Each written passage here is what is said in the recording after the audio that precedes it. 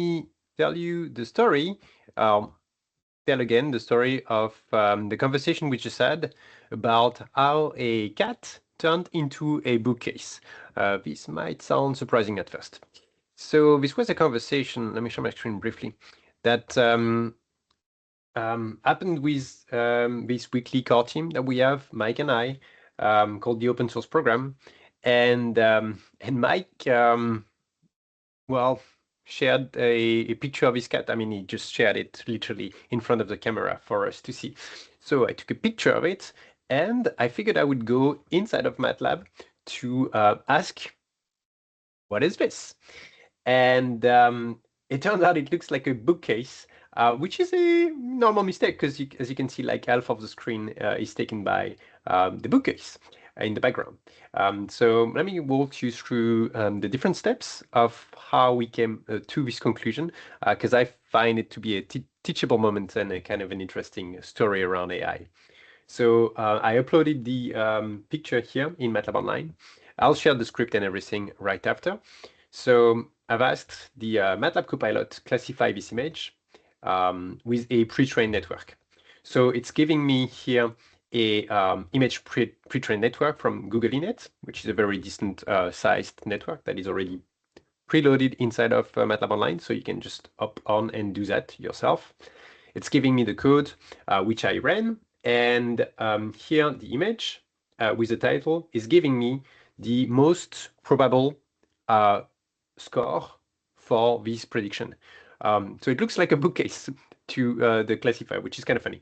And here you get the explanation. You can dig around the references on how to classify an image with a pre-trained network, which is kind of interesting. I'll add all of the links and the conversation, which I stored over here as a markdown file for you to dig into later. And obviously, so here we go. I've shared this with the rest of the group, and it says the score is 23% accuracy for a bookcase, which, yeah, the accuracy isn't great, and that's probably an explanation as to why it's giving me this answer. So now I'm going to try to look at the second class. So what I'm doing here is just getting the list of the top levels. And I looked at this here. So I'm going on and looking at the score. So 23%. I'm looking at all of the scores, which is just a long list of 1,000 data points, because there are 1,000 classes that this Google Inet can categorize. So I'm not going to go through every one of them. I'm just wanting to look at the top scores. So here, it's actually not quite what I wanted. It's just giving me the top one, not the list of labels. But here, I'm asking it again. Okay, now how about just the second element? Turns out that this is a goldfish. So not a great example of the use of AI, but I just found it amusing, not amazing, but kind of amusing.